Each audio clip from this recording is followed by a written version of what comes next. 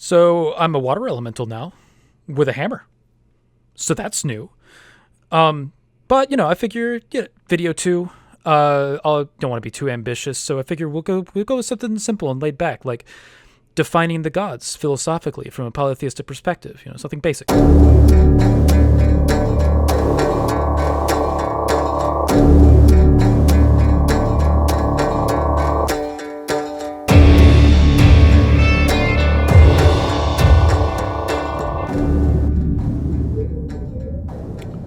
So, in discussions, debate, and even when considering your own belief, it's really important to define terms. And a term that's tossed around with various definitions to it is the word God.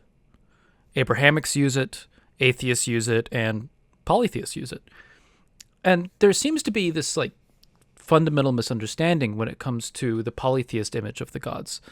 Often in conversation, Christians, atheists, and others will import into the conversation this idea of the Christian God, an omnipresent, omnipotent, omniscient, omnibenevolent deity, and simply assign this idea in multiplicity to our position, and this isn't what polytheists believe.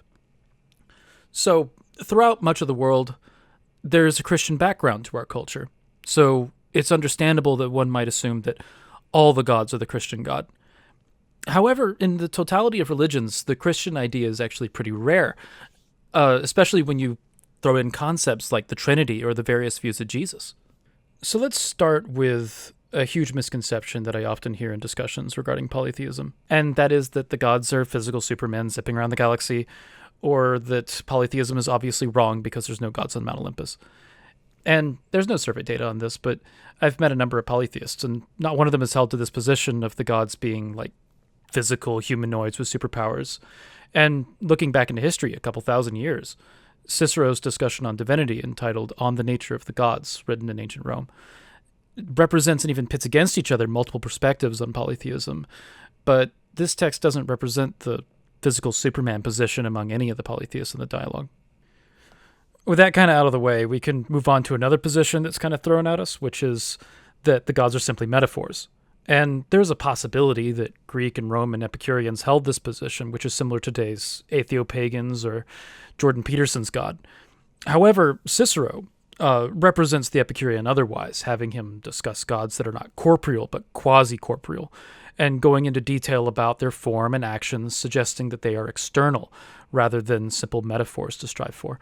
And Cicero criticizes the Epicureans' position, as Cicero's a Stoic, but his criticism of the Epicureans wasn't that the Epicureans held that the gods don't exist.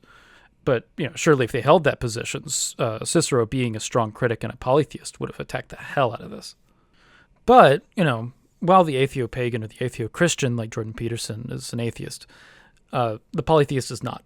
The polytheist holds to external agents of deity as experienced by people around the world.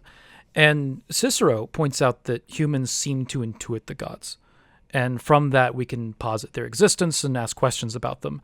And this observation, combined with global experience of deity in human history, it gives us a justification for the position, and we can define them in terms of properties that we seem to experience. So, philosopher Stephen Dillon, a Hellenic polytheist, lays out a set of properties to posit to the gods. But, like most things regarding spirituality, there's still barriers to the properties as far as developing clear understanding, and I'll go into some of that. So, Dillon lists 3 different properties, and the first one is disembodied consciousness. And this is probably the most clear of the properties, yet it's still pretty complex. And Dillon points out the challenges of even describing consciousness in the first place, but it essentially, our consciousness interprets the world through our senses. Disembodied consciousness would not be bound by that limitation. It'd be able to interpret information in the universe without the need for physical instrumentation. So the closest that a human can experience to that would be within meditation, achieving a thoughtless awareness that disconnects yourself from your senses as much as possible. And these kind of moments are described as the goal in many spiritualities. And it's believed that these moments bring you as close to the gods as you can be. So how do they interact with us? Clearly, from spiritual experiences, it seems that at least their minds interact with our minds.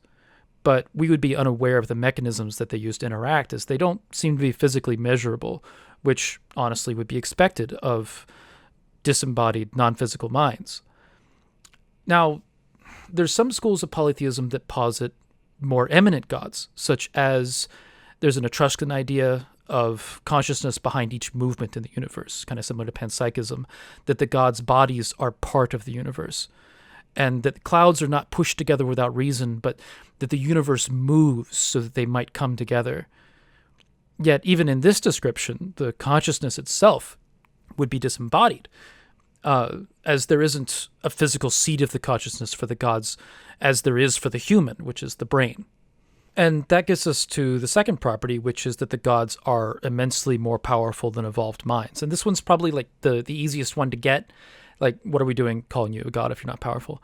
But so in describing this property is kind of deduced from the first property, that interacting with the world in a way that's not limited by senses already makes one extremely powerful. Evolved minds, which arise out of the evolutionary process, have physical bodies and are therefore limited by our physical interactions. I can will my hand to move, but I can't will anything beyond my body. And any distance that I cover has to be traversed across a physical realm using my feet or a vehicle or something like that. And the gods would not be limited by these things, which is an example of how they would be immensely more powerful, almost by default. And that gets us to the third and final property, which is that the gods have remarkable greatness. Now, this one is more difficult to describe, but it might be best phrased as that which inspires the reverence that we feel. Spiritual experiences are often described as an overwhelming presence. And this might be similar to the greatness felt by an incredible natural sight or a monument, beholding the majesty of the Grand Canyon at sunset, or standing in the shadow of the Great Pyramid. And this property is deduced in part by the first and second property. For the presence of like a mind that's immensely more powerful than your own would be remarkable, and at least greater than yourself. So, but Dylan points out that it's important to note that this property is meant to be that which deserves our awe, rather than that which simply elicits it. What elicits awe is subjective. And this is meant to be understood as a universal, as it manifests as one throughout the world through human experiences of deity across cultures. This would be the element separating the gods from other entities like Landvittir or a house spirit. And those may not have that overwhelming aspect of greatness, and what defines that may be distinct between the deities. Odin's presence is sometimes described as like almost haunting yet inspiring, while Thor's presence is one of strength and protection, Sif as maternal and steady, and Freya as unbridled and wild. And these experiences are distinct, but each transmit that element of remarkable greatness. Now, is this the end-all be-all definition of deity? Maybe, maybe not, probably not. There's polytheists around the world that, would have disagreements with these properties, to be sure. And heathens like myself might describe other aspects to distinguish the gods from chaotic entities, such as the Jotun. And the Jotun would retain a lot of these properties as well. So, depending on tradition, the conversation might become much more subtle. And it's also important to point out that there's many interpretations of the gods, many ontologies of the gods. And this one differs slightly from the Epicurean, and it differs from the Stoic, and those two differ from each other.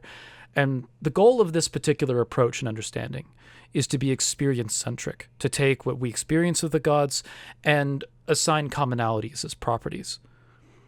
Cicero approaches this issue of multiple ontologies in his text on the nature of the gods, noting that multiple ontologies, don't mean that the gods do not exist.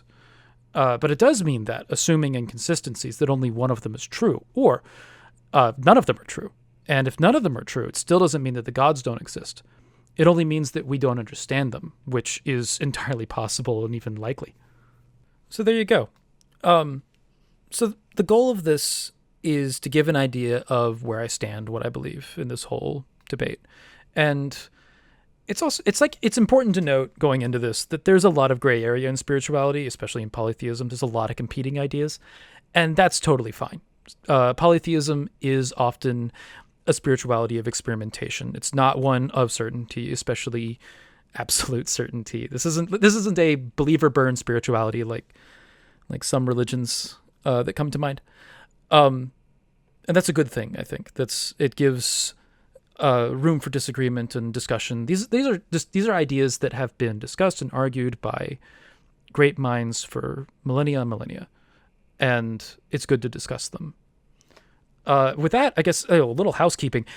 This channel is doing pretty well. It's doing surprisingly well. We got a new avatar. There's more in the works. So I guess hit the subscribe button, ring the bell, and leave a comment on my incoherent ramblings. And with that, I'm going to leave you a link to my only other video so far, in that it's the only one that I've actually made.